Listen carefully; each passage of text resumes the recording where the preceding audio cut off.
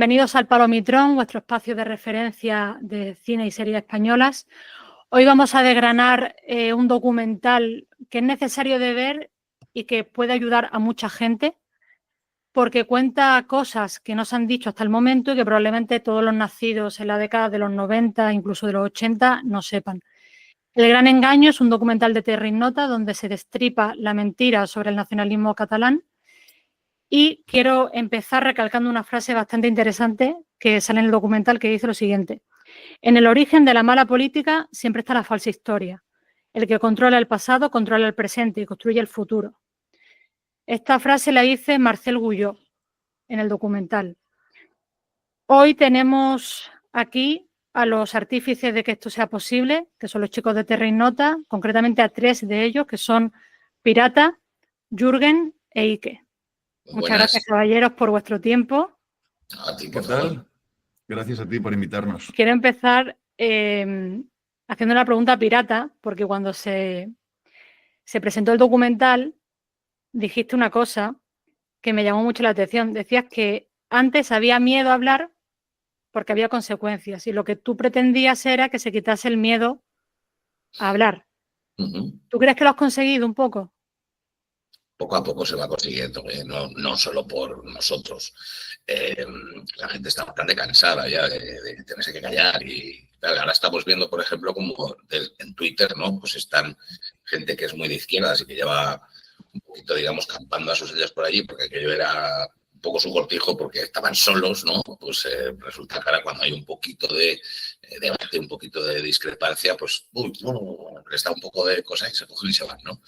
Llevan muchos años. Hay un sector de la población que lleva muchísimos años muy cómodo, porque nadie les hacía frente a nivel de intelectual, es decir, de decir, oye, mira, no, lo que estás diciendo es mentira, o lo que estás diciendo a mí no me convence, o simplemente por disentir, ¿no? Esto que no se hacía mucho antes, pues ahora, gracias a Dios, se empieza a hacer. Y nosotros sí, claro, lo hacemos primero con ese objetivo de no callar y luego pues intentar que alguien imite lo que hacemos a la hora de ser tan guerrero y de meterse en los charcos que nosotros nos metemos sin más. Pero bueno, somos unos de tantos.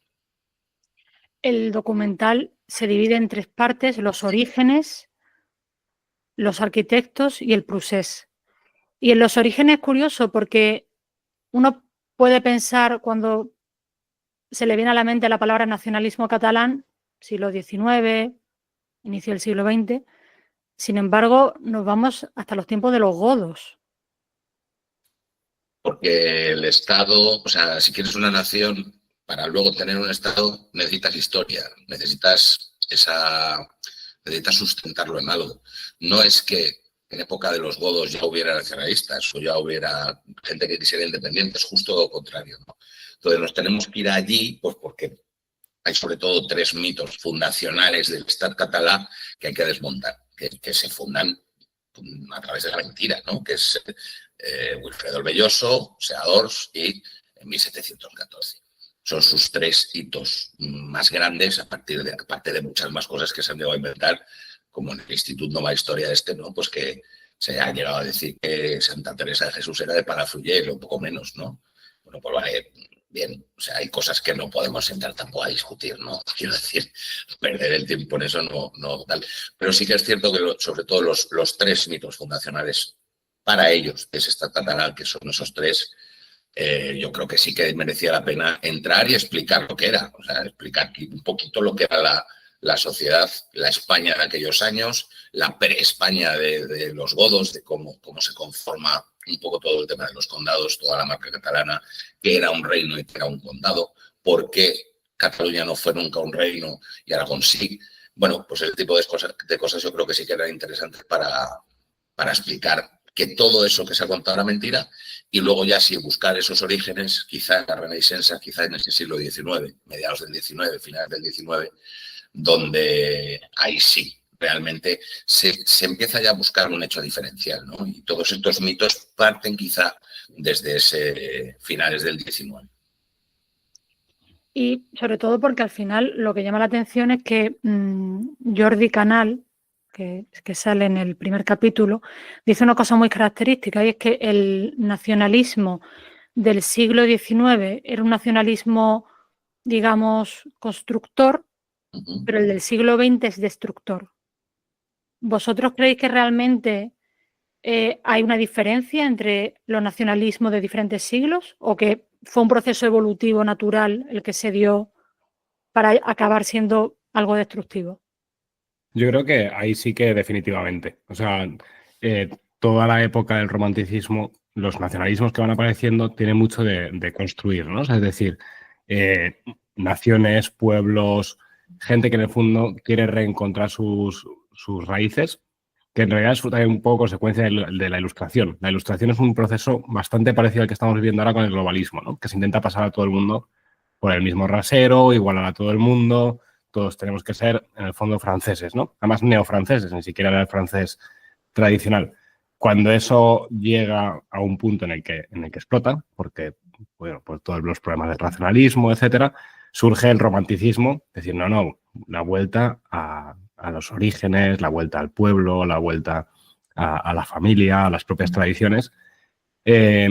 Con lo cual, ese primer romanticismo nacionalista que se da por toda Europa. O sea, tienes el mismo proceso desde Finlandia hasta Andalucía, que es el redescubrir la cultura local, etcétera, ¿no? O sea, más parecido al movimiento más popular que estamos viendo que surge ahora como respuesta al globalismo. Entonces, ¿qué pasa? Que ese primero es muy creativo y es muy constructor. Eso se traduce en por ejemplo, en el mundo de la poesía, de la literatura, de la arquitectura, de la música, por supuesto, en llevar pues a nuevas cúlmenes, y en el mundo también de la creación política, de la creación cultural, en Cataluña, en España y en toda Europa hay un resurgimiento muy fuerte, ¿no? ¿Qué ocurre? Que eso sabemos que culmina un poco con la Segunda Guerra Mundial, en el caso de España con la Guerra Civil, aunque no tiene que ver directamente, justo la Guerra Civil no tiene que ver directamente con esto, así como la Guerra Mundial más. Y sin embargo, el nacionalismo de ahora no es tanto el de encontrarse a uno mismo como el de no ser el otro. Y entonces pasa a ser un nacionalismo mucho más tóxico, mucho más destructivo, hasta el punto de que destruye muchas raíces catalanas. O sea, hay mucha tradición catalana que desaparece o que está desapareciendo ahora mismo porque se asocia a lo español, ¿no? Un ejemplo muy típico puede ser el de los toros. La mejor o segunda mejor plaza de toros de España es la de Barcelona. Y está cerrada, ¿por qué? Porque los toros ahora de repente es algo español, ¿no? Y te estás cargando algo que era muy catalán, que era muy de allí también.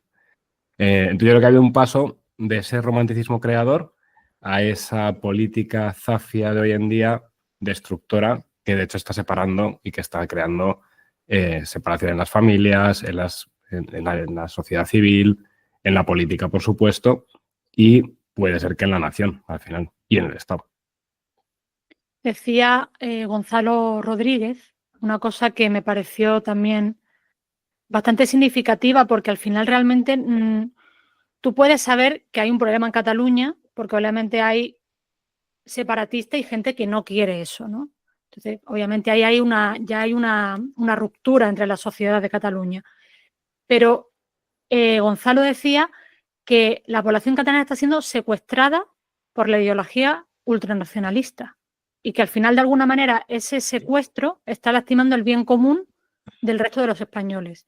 ¿Podría ser un poco eso que tú comentas, Jürgen, de que se está perdiendo tradición catalana a consecuencia de todo ese nacionalismo más destructor, más tóxico, que de alguna manera al final repercute en familias, en grupos de amigos y en cualquier persona que esté en el estrato de la sociedad de Cataluña de hoy día?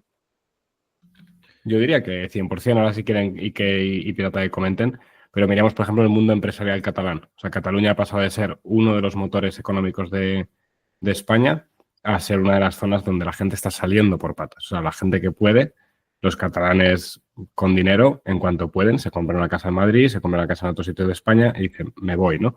Las empresas se han ido, ya se han ido. El mundo de la cultura se está yendo. El mundo de las universidades, por ejemplo, en parte, por ejemplo, por la imposición del catalán, pues el atractivo que tiene para el mundo internacional y para todo lo que sea las zonas de España donde no se habla catalán o dialectos o idiomas parecidos, ha dejado de ser atractivo, ¿no? Entonces yo creo que esa destrucción se está viendo. No sé, ¿y qué? Sí, que has dicho, cuando decías lo del el secuestro de la sociedad española o que este tema catalán puede influir en España, yo creo que a menudo se pierde de vista que hace daño a España, pero hace daño a muchísimos catalanes que no están pudiendo dar su opinión, ¿no? Todo el tema este de Cataluña parece, no lo parece, ¿no? Se le da una importancia porque rompe una nación, rompe un país, rompe la patria española, ¿vale? Pero parece que todos los catalanes piensan de esa manera. Y hay un inmenso grupo de personas catalanas que no se ven identificadas y que no respaldan todo lo que está ocurriendo. Entonces, enlazo también con la primera pregunta que decías con eso de los nacionalismos catalanes de los distintos siglos, ¿no? Al final, lógicamente, uno depende de otro. No recuerdo cómo lo has dicho textualmente, ¿no? Pero que si uno era la elongación natural del siglo anterior, ¿no? Sí, claro que sí, pero cada vez están haciendo más daño, cada vez se está recluyendo más a esa sociedad catalana. Dentro de todo ese contexto, lo que empezó hace tantos y tantos años, a día de hoy, ¿en qué se ha convertido? En una cancelación brutal del que no piensa como el catalán nacionalista, independentista y separatista. Entonces, ¿se está haciendo daño y se tiene secuestrado a la sociedad española? Sí, claro, desde los medios de comunicación, desde la política, de casi todos los partidos políticos españoles, pero sobre todo se tiene secuestrada a una gran parte de la sociedad catalana que tiene problemas familiares, tiene problemas económicos, tiene problemas con sus amistades, tienen problemas en todo su ámbito laboral y profesional y cercano. Están casi obligados por una presión social y emocional a no poder dar su opinión. Entonces, sí, desde luego, o sea, quería decir que sí, que claro que estamos secuestrados, claro que tiene razón Gonzalo, y es incluso mucho más grave, y eso es lo que yo creo que quiere mostrar nuestro documental, es mucho más grave desde hace mucho más tiempo y de una gravedad muchísimo mayor que la que creemos. No sé si de esto, Raúl, tú querrías contar un poco de cómo fue estrenar el documental en Barcelona, porque creo que es bastante paradigmático de esta situación, ¿no? Yo creo que el estreno de Barcelona demuestra muchísimas cosas que quizás sí se iban ¿no? palpando un poco, pero claro, al llegar nosotros allí, que de todos el único catalán soy yo y llevo en Valladolid desde el 93, quiero decir, soy más castellano casi que el Pisuerga allá, ¿no? Disculpa, yo soy mitad catalán, yo la mitad de mi sangre es catalana. Bueno, pero... Por sangre, pero es verdad que no he nacido ahí, eso es verdad. Pero claro, o sea, cuando ya llegas allí te das cuenta, ¿no? En el primer estreno hicimos dos, ¿no? Uno era un pase un poco más privado para prensa y demás, y luego ya el pase en abierto, ¿no? En el primer pase, no sé, hay un momento que nos dicen, joder, estamos los de siempre, los 20, 30 de siempre, dando el mismo por culo que damos siempre, pero claro, los mismos 20 o 30. Al final, eso constata que tienes una... Y sabemos perfectamente que no hay 20 o 30 personas en Cataluña que estén en contra del separatismo, obvio. Pero claro, no hablan, ¿no? ¿Por qué no hablan? Bueno, pues no hablan, primero porque hay una España silenciosa, que es muy, muy grande, que no está tan politizada y que, bueno, pues que mientras pueda seguir trabajando y vivir su vida medianamente normal y que no le den mucho por ahí, pues no se llegan a plantear ningún asunto de estos. Pero es que luego es que al que se le ocurría disentir, se le mataba socialmente. O sea, era la muerte social, gente de no dejarles trabajar. Nosotros tenemos en el documental a un juez que le echan de Cataluña por esto. Le echan. Entonces, si pueden hacer eso con un juez, imagínate lo que pueden hacer con un fontanero, con un camarero, ¿no? Ahí te das cuenta realmente cuánto daño ha hecho toda esta gente como poco, a la mitad más uno. Porque si no, a lo mejor ya estaban fuera, ¿no? Sabemos que son muchos más. Y luego cuando nos fuimos a hacer el estreno en abierto, se lo acercaron a Jorge y le dijeron, ostras, hay caras nuevas aquí. Entonces eso para nosotros, ¿verdad? Fue el decir, joder, que nosotros, cierto es que llegamos muy tarde, ¿no? Pero quizá por eso, porque llegamos muy tarde, quizá con unas energías renovadas, el llegar y poder pegar un empujón para que esto empiece a llegar a más gente, que quizás sea la clave, ¿no? Explicarle a la gente que esto no es un problema catalán, que esto es un problema español, que esto no va en contra de Cataluña, ni en contra de los catalanes. Yo ni siquiera me atrevería a hacer la diferenciación entre catalanes independentistas y no independentistas. Son todos catalanes y por ello son todos españoles. Entonces, yo la diferencia que haría sería de los que estamos, a los que nos han engañado y los que no, o los que han engañado y a los que nos han engañado. Porque hasta el mismísimo independentista, ese ha sido engañado también, ¿no? Y eso se ve en el segundo estreno, donde a Jorge Verdad le dicen el señor este mayor, ¿verdad? Encantador. Y, joder, es que aquí hay gente que no se veía por ahí, ¿no? Y eso para nosotros fue la leche, ¿no? Pues uno de los objetivos del documental, abrir esto muchísimo más a esa vieja guardia que se ha ido pegando contra un muro y que se ha sido cancelada y ha sido amenazada y ha sido expulsada de su tierra como son los Poguís, los Xavier Rius, los Miquel Jiménez, porque al final esto es un docu también que han hecho muchísimos catalanes, ¿no? Sí. Y además de eso, perdón, brevemente, me refería también a lo de cuando lo íbamos a estrenar, uno de los cines nos canceló en el último momento, no sé si fue a 24 o a 36 horas del estreno, y obviamente la intención era, oye, pues que no se estrene esto al público, ya habíamos hecho el pase de prensa, y entonces, acto seguido, lo primero que hicimos es contactar a todo el mundo que haya sacado entradas, es decir, nos han cancelado, no os preocupéis que esto se va a hacer. Y entonces nos pasamos 24 horas, perdimos bastante pelo todos, pero se consiguió otro sitio, estrenamos en una sala bastante grande, hubo que traer más sillas, porque claro, también gracias a eso pues llegó más la noticia a más gente y aparecieron más personas. Entonces, a mí sí que una de las personas se me acercó y me dijo, una señora así más o menos mayor, no sé, pongamos unos 65, 70 años, y como muy delgadita, y me agarró por el brazo y me dijo, gracias. Y yo digo, gracias, no señora, si yo estoy aquí disfrutando como uno más, ¿sabes? Estoy estrenando un documental, yo estoy feliz. Me dice, no, gracias porque no nos habéis dejado solos, dice, y porque no sabéis lo que ha sido esto durante mucho tiempo, de que siempre te empujan y nunca nadie puede responder. Dice, y vosotros os habéis afirmado, os habéis reafianzado, habéis puesto los pies en el suelo y habéis dicho, no, esto se va a hacer y lo habéis hecho. Dice, y ver aquí gente nueva, creo que se también dijo lo de las caras nuevas, dice, he visto muchísima gente nueva, joven, mayor, conocidos, desconocidos, tal y cual, y que haya salido era como importante, ¿no? Entonces a mí ese momento sí que me emocionó, o sea, me pareció como un momento chulo, porque fue así un poco figura estilo Yoda, que aparece, te coge del brazo y te dice, habéis hecho algo bueno, ¿no? Entonces dices, bueno, pues... Pero todo ese agradecimiento, notas el agradecimiento de la gente, bueno, pues imagínate, ¿no? Lo antes que salimos nosotros de allí, pues imagina. Están felices.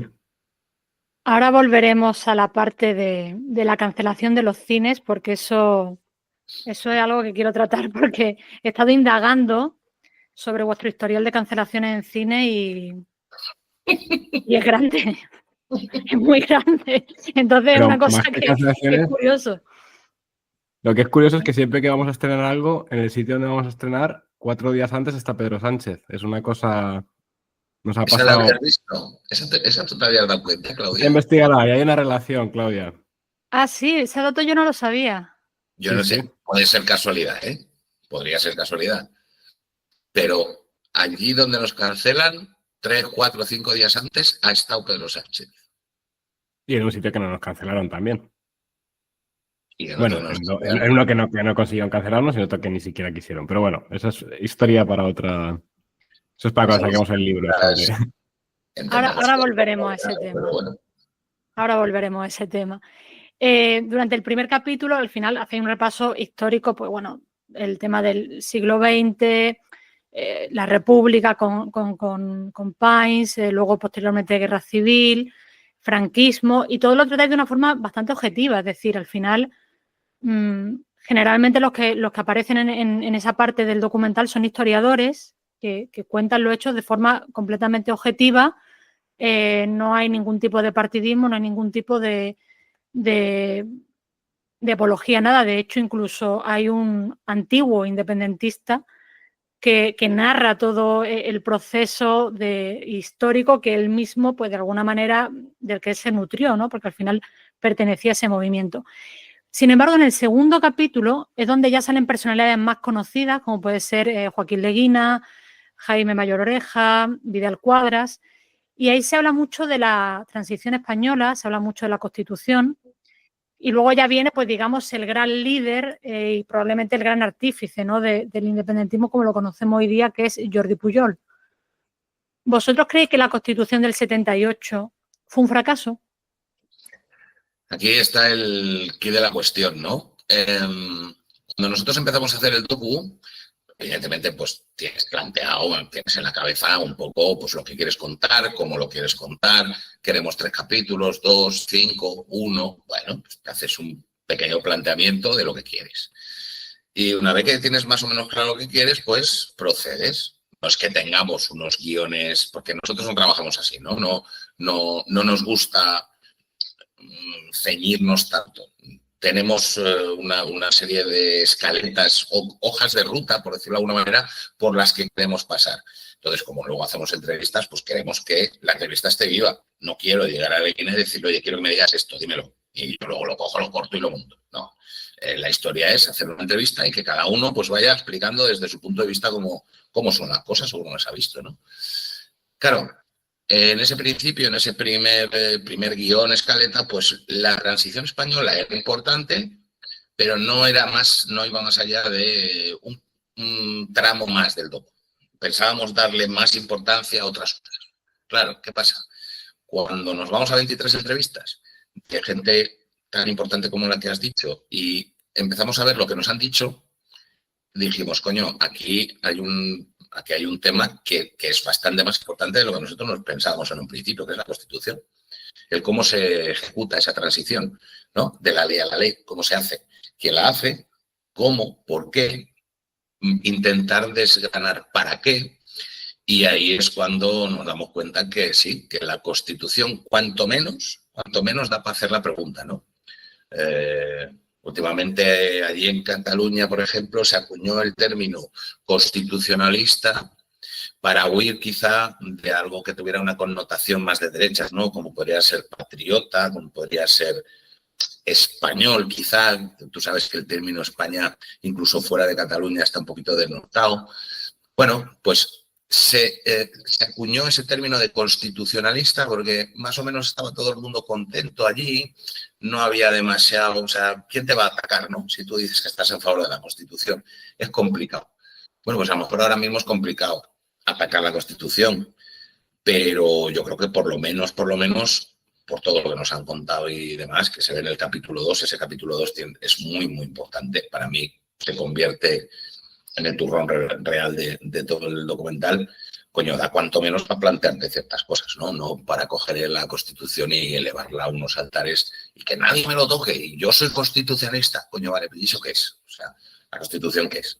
Al final la Constitución es un papel que hicieron los señores que puedes cambiar en ciertas, incluso ella misma se permite y se da el lujo de poderse reformar bajo ciertas circunstancias, ¿no? Bueno, pues igual que se hizo esa Constitución un día, se puede reformar o se puede hacer una nueva. O sea, ya está. Lo que no se va a ir nunca va a ser España. Eso no se va a ir nunca. Eso, por mucho que quiera un independentista o un ente extranjero, España va a prevalecer. La Constitución no lo sabemos. ¿Cómo se hizo? ¿Cómo se trató? ¿Qué se pensaba con ello? Bueno, pues es lo que intentamos desgranar en ese capítulo 2. Claro, porque el artículo 2 de la Constitución dice que la nación española es única e indivisible, pero luego también reconoce las nacionalidades y regiones. En el artículo 6, que es donde se habla sobre la creación de los partidos políticos, se dice que se pueden crear siempre y cuando sean, o respeten, más bien dicho, la Constitución y la legalidad. ¿Por qué partidos que a día de hoy su principal pilar, la estructura que lo sustenta es la separación de España y, por tanto, la destrucción de la unidad nacional, se consideran constitucionales? Ellos mismos intentan yo creo que ellos mismos son la prueba palpable y la respuesta a la pregunta de si esta Constitución está bien hecha o no. O sea, cuando la Constitución no tiene mecanismos de defensa de la propia Constitución, yo, a ver, entiendo que o está mal hecha o a lo mejor es que no se puede hacer de otra manera, ¿eh? A lo mejor no se puede hacer de otra manera y en aquella época, 1973, 74, cuando se va viendo, sobre todo después de muerto Carrero, ya se va viendo que lo que va a venir después de Franco va a ser una apertura y seguramente una senda hacia algo parecido a la democracia. Coño, pues en ese momento, a lo mejor, y quiero poner aquí el beneficio de la duda con los padres constituyentes y toda la clase política de entonces, a lo mejor es que no se pudo hacer de otra manera. Venga, vale, lo compro. 50 años después, creo que hace tiempo ya que vamos viendo diversos movimientos y se están cruzando ciertas líneas rojas que esa Constitución no es capaz de atajar. Por lo tanto, yo creo que es perfectamente legítimo el preguntarse cómo se hizo aquello y si se puede. O sea, ha habido tiempo de sobra para arreglar ciertas cosas, ¿eh? Y no se ha hecho. Sí, porque decía Mayor Oreja que, bueno, que ahora es fácil juzgar desde el paso del tiempo, pero que en ese momento no solamente el sistema autonómico, que es verdad que daba una importancia, como decía, creo que era Miquel, decía que se le daba una importancia especial al País Vasco y a Cataluña, pero claro, al final, lo que decía Mayor Oreja es que al final el principal motivo era la violencia que había en ese momento. O sea, el terrorismo fue un factor determinante para intentar hacerlo por la vía rápida. O por lo menos la excusa, ¿no? Y dar la excusa, no lo sé. No lo sé. Al final sí que es cierto que se le quiere dar un estatus especial a Cataluña y a Vascongadas, pero Andalucía enseguida también consigue su estatuto. Y hasta Madrid se inventan unos límites para Madrid, para que Madrid tenga estatuto propio. Yo creo que hay que hacerse las preguntas. Al final, si en 1980, 1981 ya estamos empezando y ya tenemos prácticamente una España federal, joder, si en el 80 ya pasaba eso, no lo sabían en el 73, 74, 75. Cuando se mete esa frase, ¿no?, de nacionalidades y regiones y se mete ese articulado, no, realmente eso no es la primera piedra, el primer paso para ir a una España federal, que a lo mejor no es mala, pero es una España federal, ¿no? Que en teoría no debería ser, o por lo menos eso nos dijeron, que no iba a ser una España federal. Bueno, pues de facto lo estamos hoy, pero aquí ya nos vamos de esos 50 años que se han cometido errores, tal y cual. La pregunta real es si en el 73, 75 ya se quería una España federal, o por lo menos si alguien quería una España federal, porque en el 81 ya prácticamente la tenemos, cuando se empiezan a dar todos estos estatutos de autonomía y sobre todo toda la pérdida de competencias, ¿no?, la cesión de competencias. Yo me perdón aquí brevemente. Perdón, Claudia. No, sí, dale. Brevemente, pero que una cosa chula del documental, que tiene que ver con lo que decía antes Raúl Pirata, bueno, si tú te reúnes y entrevistas a 23 personas y que son más inteligentes que tú y saben más que tú, es absurdo ir con un guión y unas conclusiones pensadas. Lo que haces es te sientas con ellos, escuchas, aprendes y eso mismo te va a dar luego el guión, ¿no? Entonces creo que una cosa que ha quedado bien es que precisamente con el tema de la Constitución, que ha pasado a ser mucho más central de lo que pensábamos a priori que iba a ser, es que tampoco cerramos ahí una visión concreta. O sea, así como Pirata ahora acaba de decir una visión propia bastante concreta, aparecen ahí pues voces bastante diferentes, ¿no? Realmente lanzaba preguntas. Sí, bueno, efectivamente, bueno, sí, es verdad, en realidad es que he lanzado preguntas, es verdad, sí. Preguntas que hasta hace 4 días era prácticamente pecado exponerlas. Iba más o menos a eso, es verdad, es que bien dicho, porque precisamente Pirata lanza preguntas a las que en el propio documental hay respuestas muy, muy diferentes. Desde un Mayor Oreja diciendo, joder, yo creo que lo estaban haciendo con la mejor intención del mundo, pero que no ha salido tan bien, hasta a Jano, que da una respuesta distinta. O sea que al final cada uno va Armesilla, obviamente. O sea, van apareciendo respuestas distintas a esa misma problemática.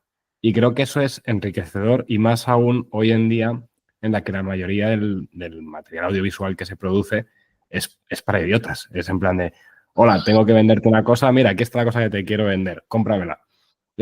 Pues creo que está bien que la gente se sienta a pensar, oye, me estás ofreciendo visiones distintas. Es verdad que a nosotros creo que sí que nos falta una visión más pura de un catalanista que hubiera entrado y hubiera dicho, mira, yo lo veo así, pero por el mero hecho de que tampoco es que estén muy dispuestos al diálogo, o sea, no es por falta de ganas. ¿Y qué otra cosa? O sea, No, catalanista sí, independentista. No, independentista también. Otra cosa es que ya les hemos traído cuando ya están arrepentidos. O sea, en el documental hay 4 independentistas, 4 personas que fueron independentistas en su día y que después se dieron cuenta que eso no tenía ningún futuro. También los 4 por cuestiones diferentes. Claro. Eso es lo interesante. Yo creo que es lo interesante. Eso es lo interesante. Cuando tú le preguntas a Javi Rius y le preguntas por hoy, ¿tú eres independentista? Te va a decir, no. Estos son unos ladrones, estos van todos a por el dinero, nos han engañado, lo tiene clarísimo. Pero cuando le dices, ¿tú quieres una Cataluña dentro de España o fuera de España? Ahí tampoco acaba de saber para dónde tira. O sea, no está tan convencido como antes, evidentemente, pero tampoco se ha convertido ahora en Blas Piñar, joder, ¿sabes?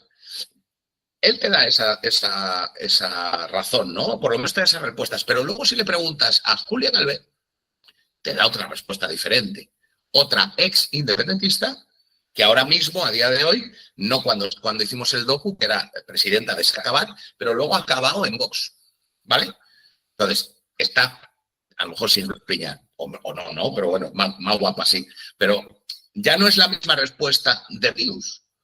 Lo que tienen en común son que eran independentistas y ahora no lo son. O sea, por lo tanto, a mí me jode especialmente cuando me dicen, no, coño, es que solo habéis enseñado una visión del tema. No, perdona.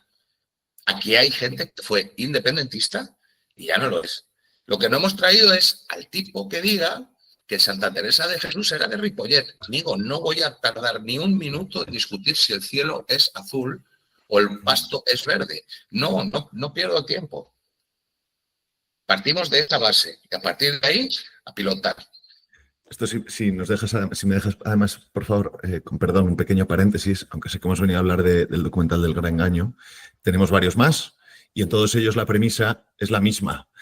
Muchas veces nos acusan, ¿no? No, pero es que el documental te lleva impepinablemente, ¿no? O sea, obligas al espectador a llegar a una conclusión que es, no, perdona, te has equivocado. No llegamos a la conclusión de que es un gran engaño al terminar el documental. No. Es que partimos de la verdad y buscamos la verdad. Entonces, me encanta lo que ha dicho Raúl de si te quieres sentar a debatir si el nacionalismo catalán se sustenta sobre si el cielo es rojo, ¿se entiende, no? Bueno, pues no es tu sitio, ¿no? En el documental del 11M, no, porque claro, porque te haces pensar. No, perdona. No parto de no llego a la conclusión es que los datos que muestro, pero que son datos, que no, ¿sabes? Que no somos nosotros hablando, que traemos expertos, que traemos, en el del 11M son imágenes del juicio, etcétera, etcétera. Entonces, constitucionalistas caben, patriotas caben, de izquierdas, de derechas caben sobre todo los que cambian de opinión, porque bueno, no sé, yo considero, no quiero hablar en nombre de todo Terra Ignota en este caso, pero que yo considero que alguien que cambia de opinión ya manifiesta que es algo sabio, ¿no? Porque está dispuesto a aprender y a modificar su opinión. Entonces, ¿qué es lo que no cabe? No cabe el que quiera mentir. Y decir que el nacionalismo catalán se sustenta sobre una idiosincrasia, sobre una naturaleza, sobre una cultura diferente, está mintiendo. No, lo que está mintiendo como se lleva mintiendo 30 años en este país sobre la naturaleza de todo este conflicto. ¿Se entiende? O sea, ¿se entiende, no? Entonces, lo que pasa es que los cambios de opinión últimamente se tienen que coger con pinzas. No sé si entendéis por dónde voy. Y sí.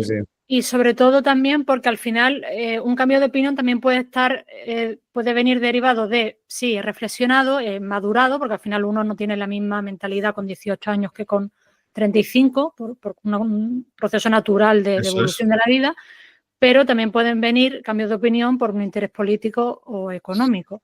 Está claro, pero bueno, que como no me quiero andar por las ramas ni ocultar nada, en este caso considero un cambiar de opinión en que no conozco a muchos que siendo españoles a lo largo de esa madurez y al final de su vida sean nacionalistas catalanes, sino que lo normal, lo que hemos traído, pero porque es lo que vemos, es gente que a lo mejor estaba convencidísima hace 30 años de España ens roba y de repente 30 años después dicen, joder, a mí lo que me han robado es la verdad, ¿no? Entonces, estoy de acuerdo contigo en que perdona que te desdiga, ¿eh? O sea, eso de que el cambio de opinión hay que cogerlo, eso de que el cambio de opinión hay que cogerlo con pinzas, entiendo perfectamente lo que quieres decir, porque no es lo mismo ser una veleta que cambiar de opinión con base en información relevante, nueva, que antes desconocía y que ahora conozco porque me interesa, busco la verdad, etcétera, etcétera. ¿Se entiende, no? En cualquier caso, esto es que el abuelo, la frase es suya, la usó una vez y luego no la ha usado nunca más.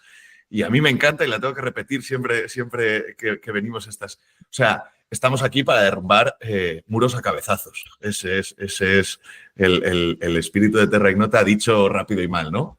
Bien, verdad y belleza, pero al final ir un poco en contra de... Y dentro de ese cambio de opinión, lo que busca el documental, efectivamente, ojalá un nacionalista catalán, un separatista catalán, vea el documental. Y no te digo que cambie de opinión, porque una pieza de 3 horas y pico para cambiar de opinión, hombre, pues tampoco es... Pero por lo menos, uy, ¿qué dicen estos? Hola, ¿y esto? A ver, ¿no? Y te pones a leer y de repente todo lo que te han contado en tu vida, descubres que no era cierto. Antes de hacer el documental, yo lo he dicho siempre, por naturaleza, por vehemencia, por todo, siempre he dicho que si hubiera nacido catalán, sería separatista.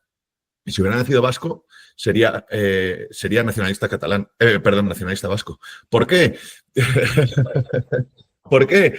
Porque va en la persona, ¿no? Yo me lo habría jalado todo. Y si de niño te están diciendo, si a mí de niño me están diciendo en la cabeza, tienes que ser, si me hubieran dicho católico, católico, si me hubieran dicho comunista, comunista, si me hubieran dicho catalán, catalán, si me hubieran dicho vasco, vasco. A mí me hubieran dedicado en las Herrico-tabernas, yo habría caído, ¿no? Entonces, ¿qué es ese cambio de opinión o a dónde quiero llegar?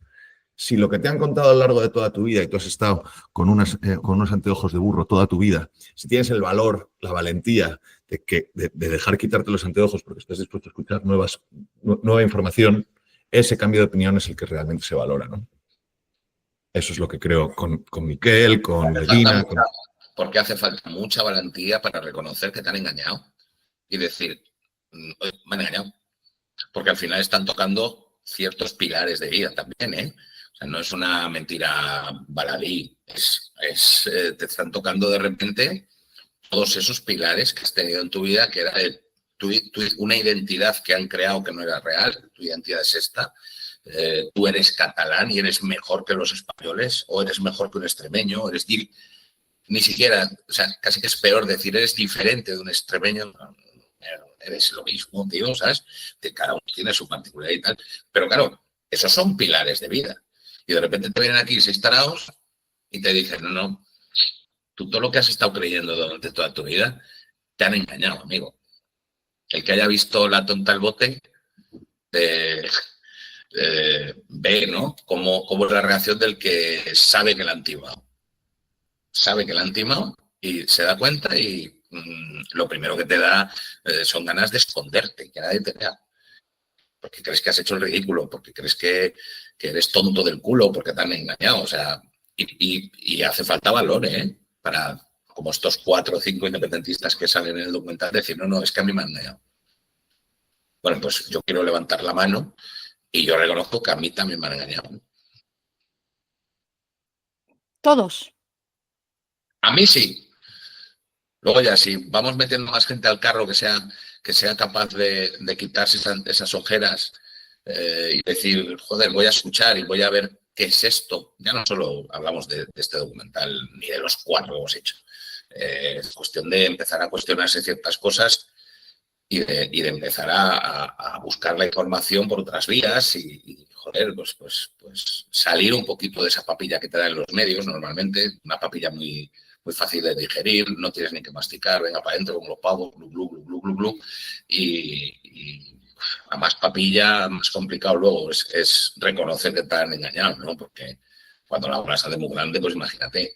Pero sí, ojalá que esto sirva para eso, con ese objetivo se ha hecho y que no haya miedo de decir, oye, mira, me han engañado. Que nosotros somos los primeros que le damos valor, como decía Ike, de decir, oye, mira, pues sobre tus huevos, tío, que tienes el valor de reconocer que te han engañado y que a partir de ahora vas a empezar a buscar otra cosa. Y empiezas tú a buscar las respuestas.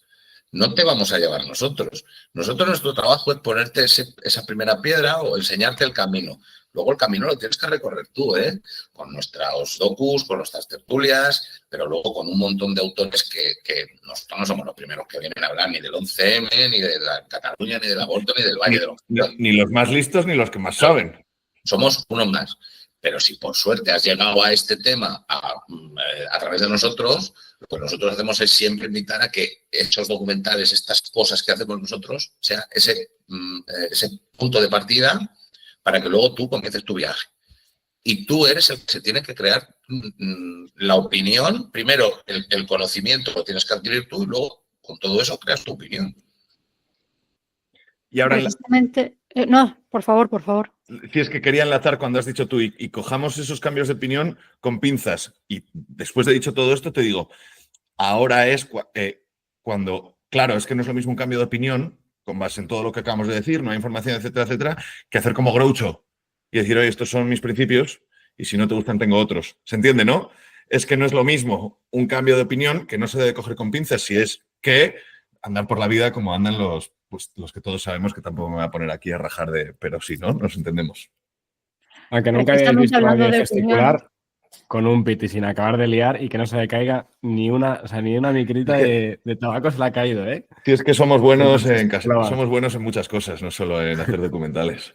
Claro, Adi, perdón. Precisamente hablando de cambio de opinión, alguien que no ha cambiado de opinión ha sido Pujol. Pujol, gran artífice del nacionalismo que conocimos hoy día, el que empieza a inculcar el decir vamos a defender la lengua catalana, que el catalán entre en los colegios, el catalán en todos los estratos de la vida, y eso avanza hacia Artur Mas y finalmente Puigdemont. Hay una pregunta que hace, no sé si el nombre será correcto o no, pero creo que era Xavier Rius, que decía, ¿cuánta gente vive del procés? El procés nace con un interés económico por una corrupción completamente desorbitada que tiene su origen en la familia Pujol Ferrusola. Xavier Rius cree que sí. Javier Torrós cree que no. O sea, también hay diversidad de opiniones en eso. Claro. Si me preguntas a mí directamente, yo pensaba que sí y ahora creo que no. Es que yo creo que esto es una interpretación. No, bueno, no lo creo. Esto es una interpretación. No tenemos un documento, no tenemos un papel firmado que diga a partir de hoy empezamos el proceso para tapar la corrupción de Pujol. No lo tenemos. Solo podemos interpretar los hechos que han ido sucediendo, ¿no? Yo siempre pensé, y aquí es una de las cosas que a mí me ha cambiado la percepción, y repito, soy catalán, yo estuve estudiando allí hasta el año 92, yo me como todo la EGB allí y parte del bachillerato. Y yo siempre he pensado que el nacionalismo nunca quería la independencia. No era su objetivo final, sino que la independencia era una herramienta para conseguir más competencias, conseguir más dinero y al final, en definitiva, ese hecho diferencial para ser tratados de otra manera. Es decir, por dinero, puro y duro. Tras el documental, creo que no. Creo que esto viene de mucho más largo y sí creo que Pujol tiene desde el minuto 1 la independencia a la cabeza y como principal objetivo. Luego, a partir de ahí, no sé, si os pregunto ahora qué parte de la historia española reciente no se ha robado, me imagino que diréis que ninguna, ¿no?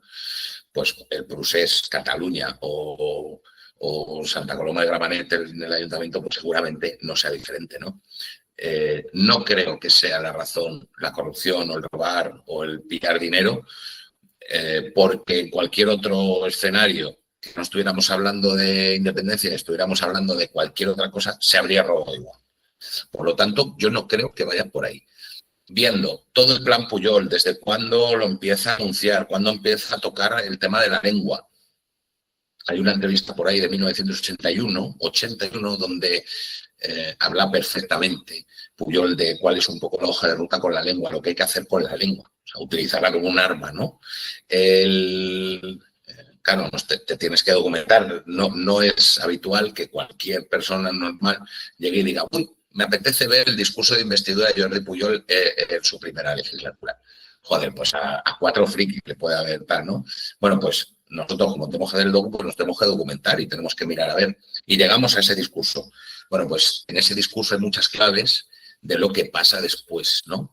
Cuando empezamos a ver todas las advertencias de Blas Piñar, Manuel Fraga, ante esa deriva de la Constitución federalista, dices, bueno, vale, pues es que Blas Piñar, ¿qué iba a decir, no? Era, pues es lo que le tocaba. Pero ya cuando ves una carta que lanza, que manda Tarradellas, advirtiendo de Pujol, en la puñetera vanguardia, advirtiendo de Pujol y de dónde iba a llevar Pujol esto, dices, coño, pues a lo mejor sí que es cierto que esto viene desde el principio, ¿no? Hubo gente que lo vio, lo avisó, no se le hizo caso.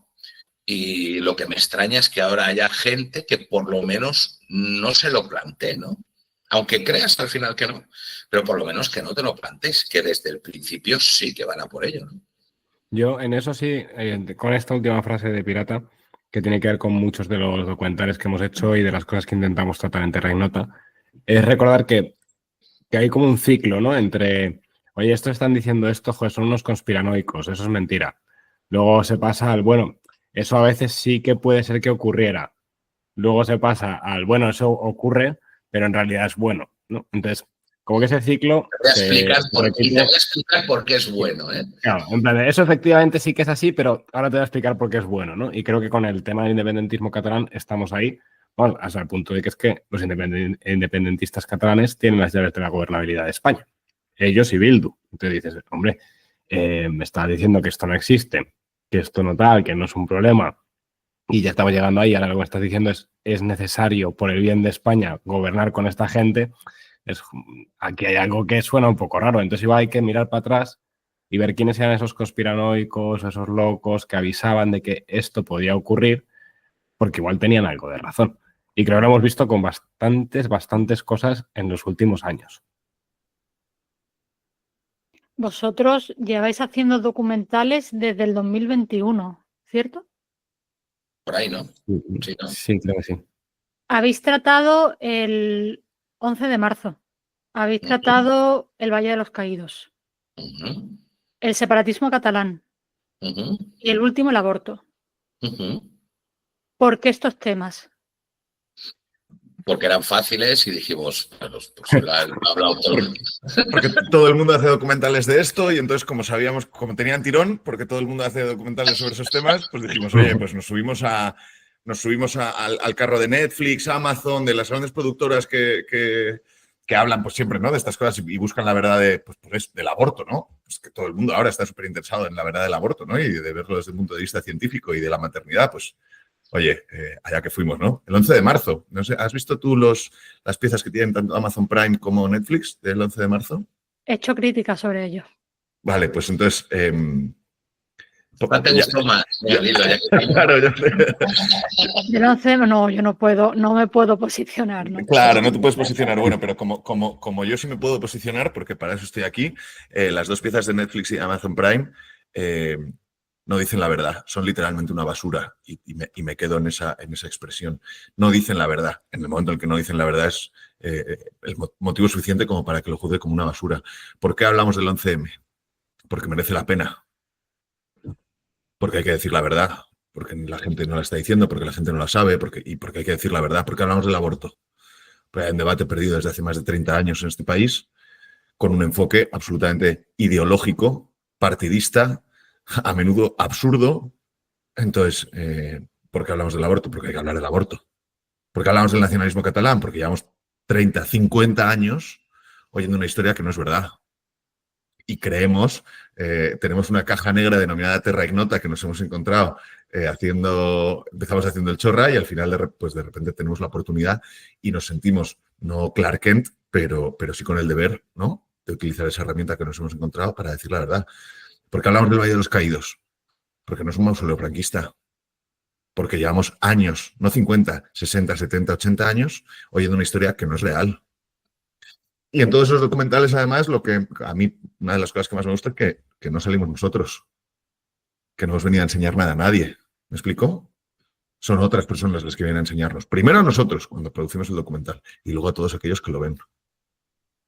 Porque hay que decir la verdad, que eso se enseña en el cole desde muy pequeñitos. Entonces se puede decir que elegís temas que escuecen precisamente para intentar, digamos, no ser el agua oxigenada que sane la herida, pero sí quizás un poco, no sé cómo explicarlo, meter el dedo en la llaga un poco No, para hacer... Siendo sinceros, no lo pensamos demasiado.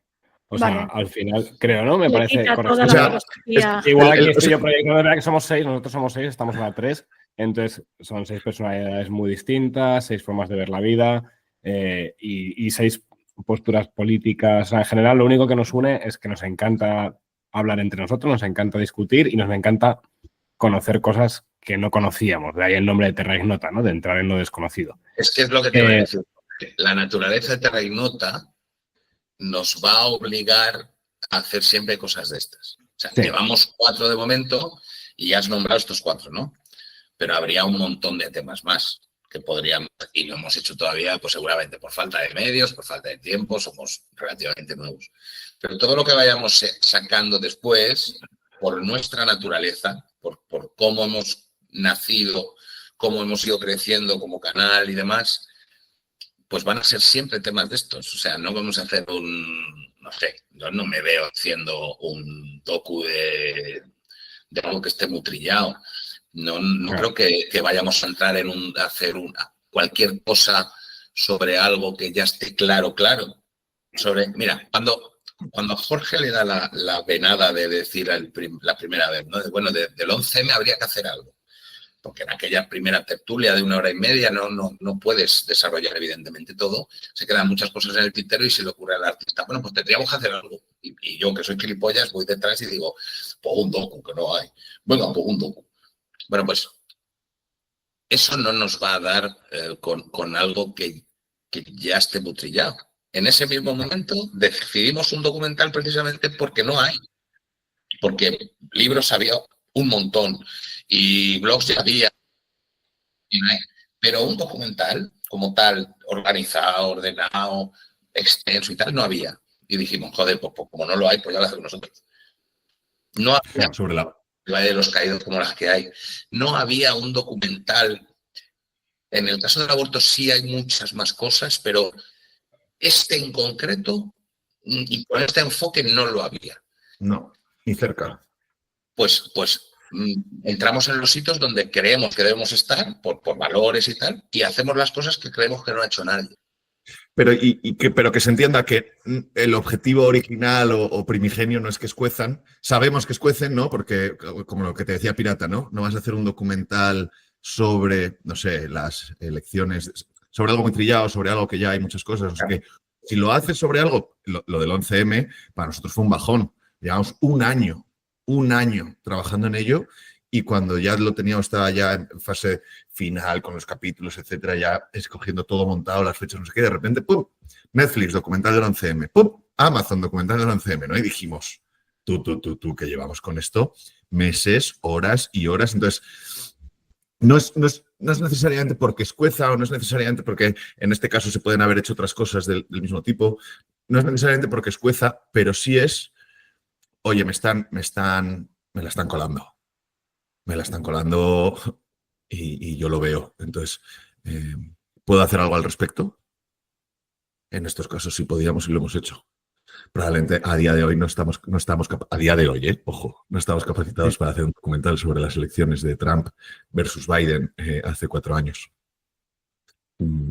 Si estuviéramos capacitados, pues eso escuece, o no lo sé si escuece, pero nos la están colando. ¿Me explico, verdad?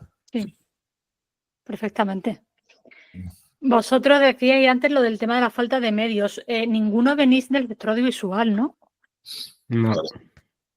Y todo, o sea, todo el proceso de aprender, manejar una cámara, edición, montaje, ha sido autodidacta. Prueba error, con grandes amigos que les vas diciendo, oye, porfa, tío, dime dónde se enciende la cámara, macho. Escúchame, Claudio, literal. Eso es literal, ¿eh? Esto literal en el caso de Raúl, el resto lo sabíamos, pero en el caso de Raúl, sabía literal. encenderla y poco más, pero en mi caso, que yo he tenido que viajar y he tenido que grabar cosas y tal, es literal. Iván, tronco, ¿esto dónde cojones se enciende, tío? ¿Y ahora qué hago? Y estamos hablando que eso pasó quizás 2 días antes de la primera entrevista del documental de Cataluña. Y así hemos ido, pues aprendiendo cosas. Estos sabían ya alguna historieta y tal, pero sí que es verdad que ninguno venimos del mundo, ya no de audiovisual, sino de la comunicación. ¿No? Ninguno somos periodistas, ninguno sabemos de esto, ni nada, ¿sabes?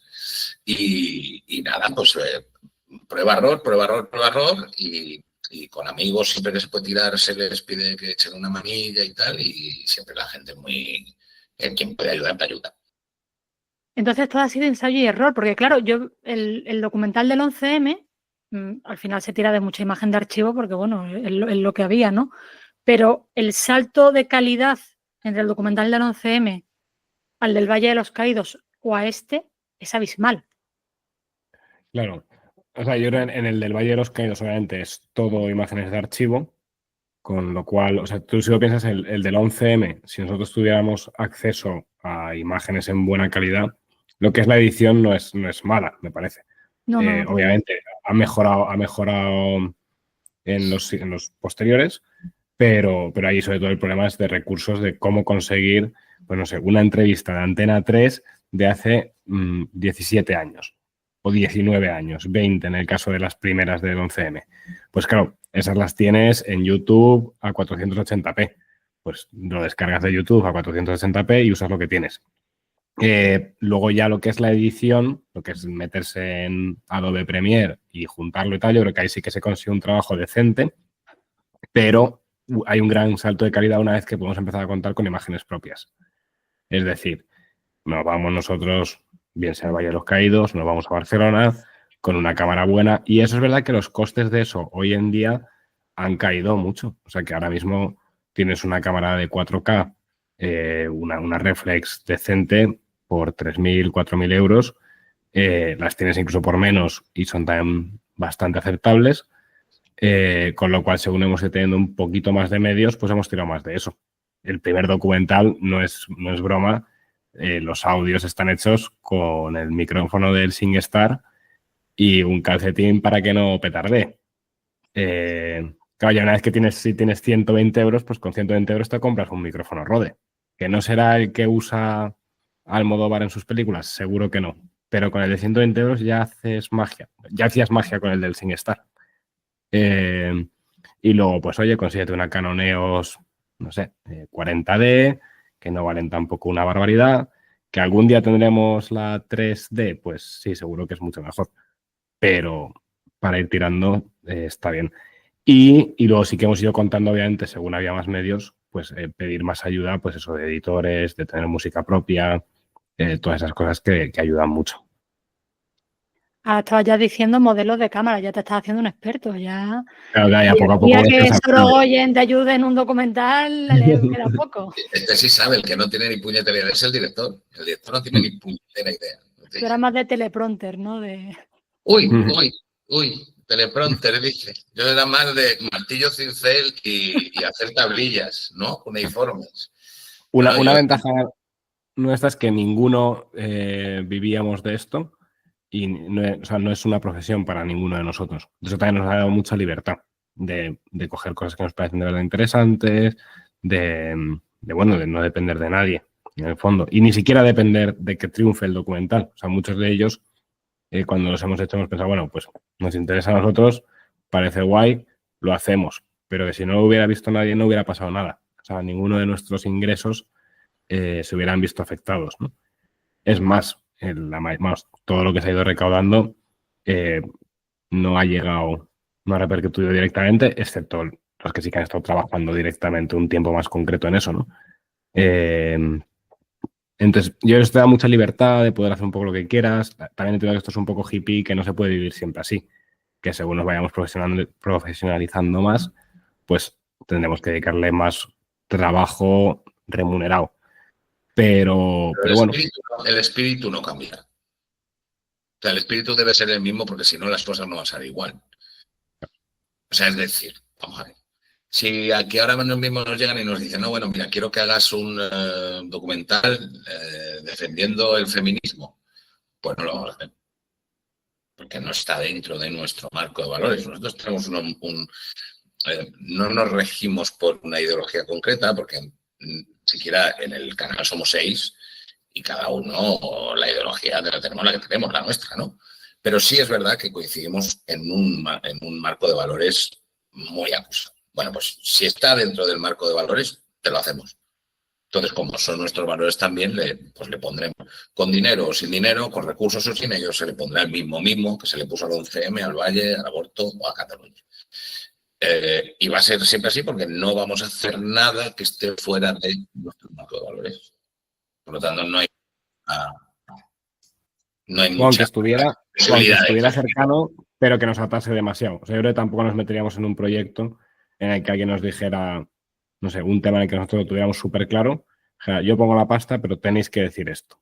Yo creo que, a no ser que justo dijera tenéis que decir esto y eso coincidiera con lo que querríamos decir igualmente, pero aun con esas entraríamos con mucha reticencia, yo creo. Porque ahí sí que tendría que ser, bueno, ¿y si luego no es eso? ¿Y si luego no es eso? Ahora, por ejemplo, no voy a dar demasiados datos, pero bueno, puedo dar una pequeña exclusiva. Nos estamos planteando meternos en un tema político potente. Uno de esos temas candentes en España del que nos está hablando y que es chungo. Y que afecta al menos a 1 o 2 partidos, pero que es muy probable que afecte a varios más.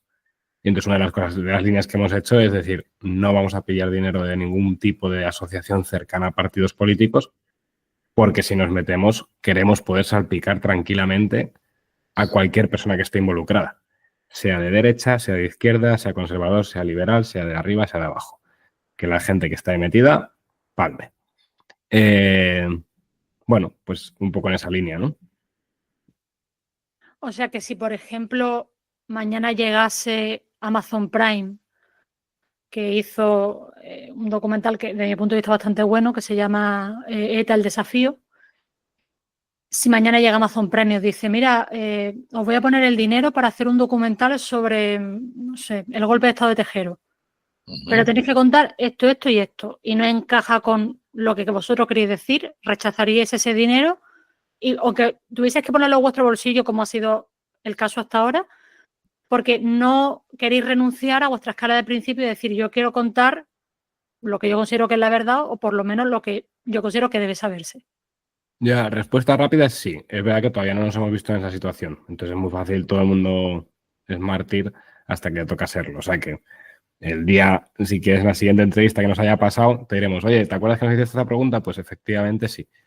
Aún no nos ha pasado. O que me corrija Pirata. Si... Bueno, a ver, no, es que tampoco hemos dejado llegar. O sea, quiero decir, sí no hemos llegado a entrar en conversaciones, en el fondo. Y sí ha habido un par de cositas que no hemos llegado a más reuniones. Claro, eso. ¿Me explico? O sea, no han llegado a decir, oye, tienes que hacer esto. Y ahí hemos dado cuenta y no, esto es que no hemos llegado, porque ya la veíamos venir. No. O sea, sí ha habido dos cocinas. Entonces, de momento, lo de no ser Martín tal, yo no considero que eso sea. Bueno, no. Vale, decía Martín, como ejemplo, vamos, que es muy fácil ser valiente. Pero quiero decir, no le doy de más. Creo que sí tiene valor, pero también hay que entender que la gente tiene que comer, ¿eh? La gente tiene que comer. Pero tú puedes estar a lo mejor en un medio que no se alinea demasiado con tus valores, pero tienes que comer, macho. Bueno, pues bien, vale. Sí, estamos jugando a esto y nos hemos metido a jugar y entendemos las reglas como están. Pero bueno, nosotros vamos a intentar no hacerlo. Yo no le veo demasiado peligro, no creo que llegado el caso... No, porque hay tantas cosas que contar. Claro. Es que si no hubiera tantas cosas que contar, si solo hubiera un sitio donde explicar las cosas, a eso que has dicho tú, seguramente como somos, nos reuniríamos y diríamos, ¿cómo cojones dinamitamos esto? Y seguramente encontraríamos la manera de hacer caso al que pone la pasta, venga, dame la pasta, pero te voy a meter una mina terrestre de esta que no vas a ver, que vas a flipar, ¿sabes? Y te va a estallar en la cara, es que no te vas ni a enterar cómo te va a entrar, ¿sabes? Por lo menos, no sé si la encontraríamos, pero por lo menos yo, conociéndonos, nos sentaríamos y tendríamos una conversación, a ver cómo se la liamos a este tío. La gente que me quiere a mí, ¿sabes? A partir de ahí, ahora mismo no estamos en situación de que nos puedan callar, o sea, podemos, sí, y ya hemos demostrado que sin recursos lo podemos hacer igual, por lo tanto, yo creo que será complicado que lleguemos a ese punto. O sea, que hay voluntad de ser un poco el Ted Kaczynski de la comunicación. Confirmamos. Sí, confirmamos. Sí. Cuando empezasteis toda esta andadura en el canal, allá por 2020, 2021 aproximadamente, 2020, sí, como verano 2020, más o menos. ¿llegasteis a pensar que llegaríais hasta aquí? Es una pregunta rara. O sea, yo estaba bastante convencido de que sí, de que esto podía tirar bien, pero a la vez nos daba bastante igual. Es decir, bueno, hasta aquí no, o sea, perdón, lo de los documentales, eso sí que yo al menos no lo había previsto. O sea, eso sí que ha venido totalmente inesperado. Lo que es las tertulias y lo que es Terra Ignota en conjunto, eso sí que yo más lo veía más o menos claro y hablando con los primeros, con Xavi, con Pepe, también lo veían en plan de sí, pues esto efectivamente puede tirar. Pero a la vez era un poco en plan, bueno, pero ¿qué más da? Lo empezamos, nos juntamos, era una excusa para juntarnos a hablar y echar un rato. Y entonces si lo ve gente bien y si no, pues también. Entonces pues es un poco paradójico, ¿no? Pero bueno, entiendo que eso debe ser un símil que usábamos mucho al principio. Es como el de un grupo de rock o un grupo de música. Que te juntas con gente que crees que es buena y que hay talento. Dices, joder, es que de verdad esto puede ser una locura. Pero en realidad te da igual que sea una locura o no. Tú te sientas ahí en el garaje de tu tía abuela a tocar música semana tras semana y no estás preocupado de si salen conciertos, no salen conciertos. Y si eres bueno y te lo pasas bien, pues irán saliendo. Y es lo que nos ha pasado. Que al final nos lo hemos pasado muy bien haciendo cosas y entonces te vas saliendo de él. Oye, en el colegio de las niñas hay que hacer un concierto en el este de verano. ¿Tocaríais? Venga, pues tocamos. Oye, en la boda de mi prima. Oye, vi en la boda de mi prima que eres buenos. Vendrías a tal... Y vas poco a poco haciendo cosas cada vez más de más calado, más potentes, más chulas, ¿no? Obviamente ahí todo se profesionaliza un poco, con lo cual, pues tienes que tomártelo más en serio. Y lo que hemos podido mantener por ahora es eso, que como no vivimos de esto, pues que podemos seguir siendo un grupo de un poco de garaje. O sea, que cuando quieres no das un concierto. Que normalmente eso hay un momento en que lo pierdes, pero bueno, por ahora, gracias a Dios, podemos hacerlo. Retomando el tema de la censura que hablábamos al principio de la entrevista, habéis tenido muchas, en la inmensa mayoría de documentales que habéis intentado estrenar. ¿Os desanima cuando os pasan esas cosas o es un incentivo para continuar? No, en absoluto. Nosotros, y lo decíamos hace poco, hay gente que lleva mucho tiempo sufriendo más censura que nosotros. La ventaja es que nosotros cuando hemos llegado ya sabíamos más o menos de qué iba esto. O sea, ya sabíamos dónde nos metíamos, sabíamos perfectamente que íbamos a sufrir persecución en algún momento dado por lo que decíamos, no sobre todo por los sitios que hemos estado hablando que nos metemos, ¿no?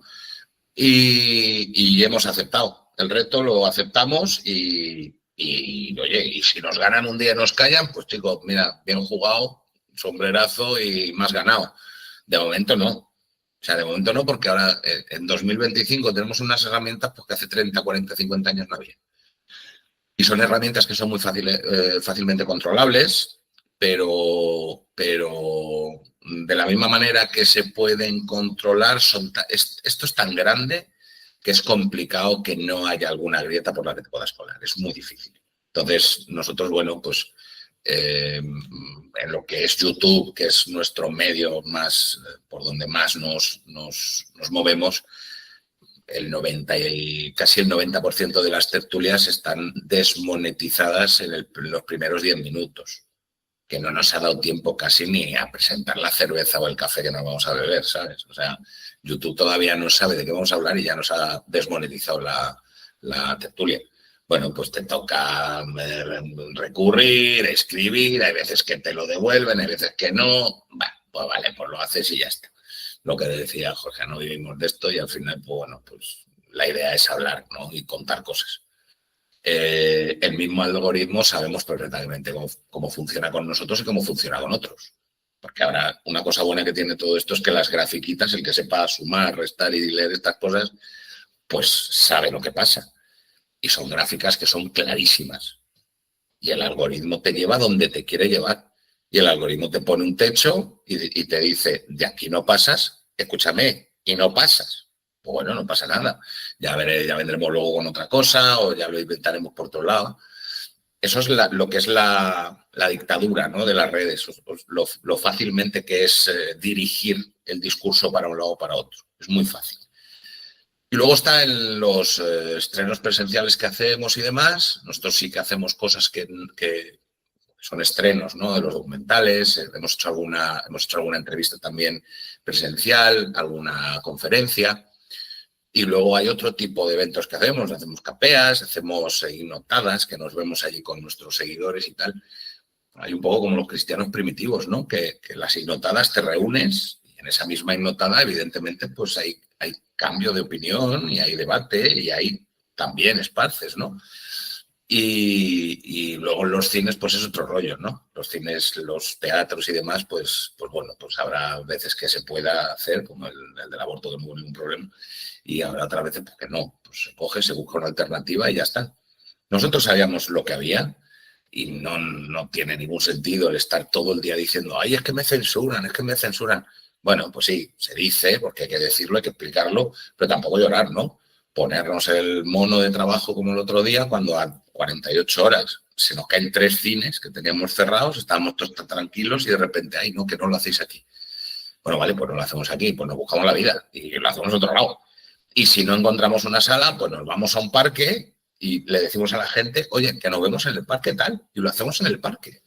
Y si no se puede emitir el documental, hacemos el show allí, me pongo yo como las focas a hacer piruetas con una pelotita, entretenemos al personal y les decimos, oye, esta noche tienes el documental colgado. Ya está. Y ya lo ves. Si el problema es que no te pueden callar, a no ser que te cojan y te metan 3 tiros y un saco de encima. ¿Cómo callas ahora mismo a alguien? Es muy complicado, ¿eh? El mensaje le vas a tener. Tú puedes reducir el eco que tengan. Eso sí.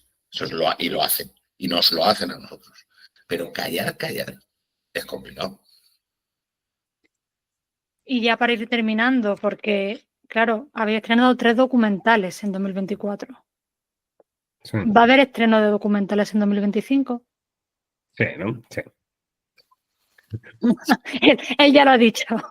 El otro día en la tertulia, que era el frenopático, me parece que era, ¿no? Decía yo, claro, es una tertulia que está grabada en diciembre, más o menos, mediados de diciembre. Entonces yo decía, oye, chicos, a este ritmo no podemos ir, ¿eh? O sea, no pidáis aquí, que no somos Netflix, gracias a Dios. Entonces no pidáis al ritmo de 3, ¿no? Bueno, pues ya estamos a mediados últimos de enero y ya podemos decir que habrá cositas. No sé cómo seguramente sí. No sé cómo lo vamos a hacer, pero sí. En 2025 se estrenarán cosas, sí. ¿Mismo ritmo que 2024? Quizá un poquito más calmado. Todavía es pronto, ¿no? Para hablar. Es que depende, porque sí que lo que decíamos antes no es broma. O sea, con lo de Cataluña de las entrevistas. Pues claro, empezamos. ¿Cuál era el plan original? ¿El Pirata 11 entrevista? 9-10. Sí, 9-10.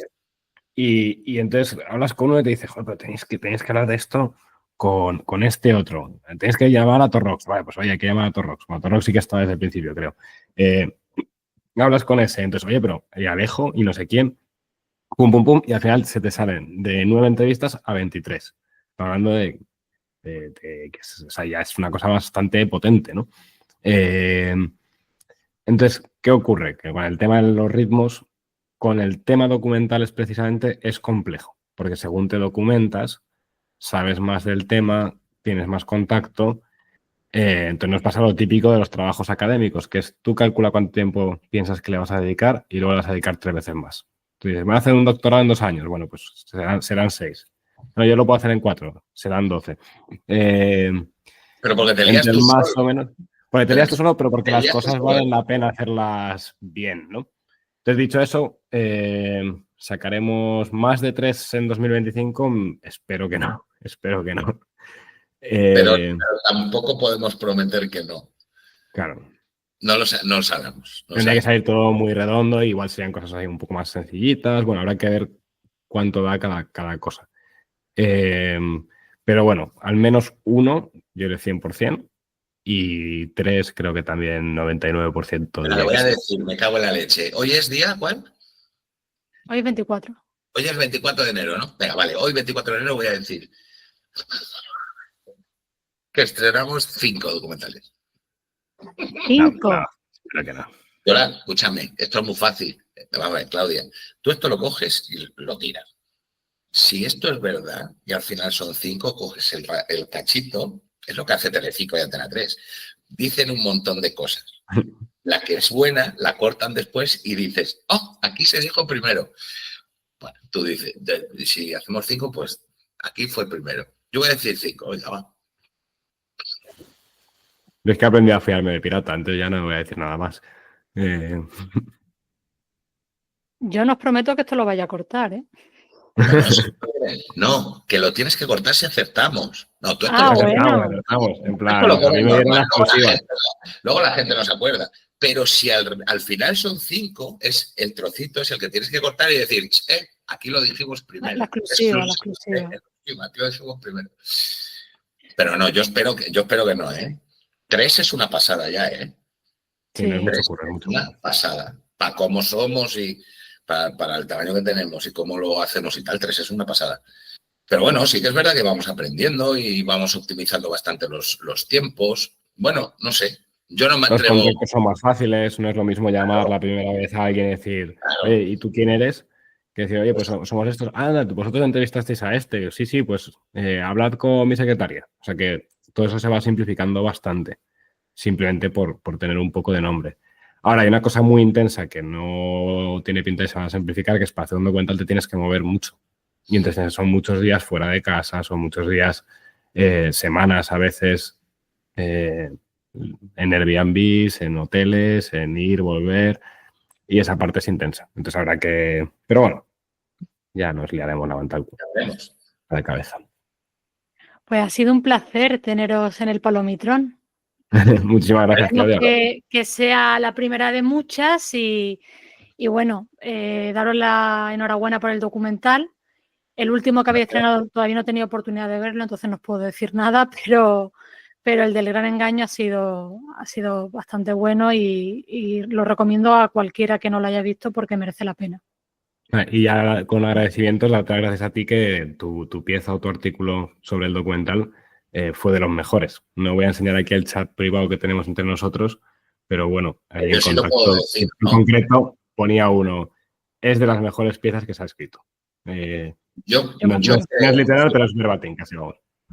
Yo puedo decirlo, porque no me va a callar a mí ahora, ya no me va a callar tú tampoco. Cuando nosotros empezamos cuando yo me imagino que todo el mundo lo hará lo mismo, ¿no? Que se marca unos objetivos. Oye, yo con el docu quiero contar esto y quiero que llegue esto y esto es lo que quiero que llegue. Vale, pues tú has pillado todo. Esos objetivos que nos hicimos, que nos pusimos al principio, los has pillado todos, uno por uno, y los has puesto en tu reseña todos.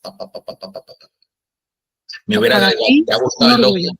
te ha gustado el docu, nos pones guay, se agradece. Si no nos hubieras puesto guay, pero hubieras reconocido los puntos y hubieras dicho, oye, mira, estos querían contar esto y tal, y el 3 y el 5 no les ha salido, a mí me habría valido igual.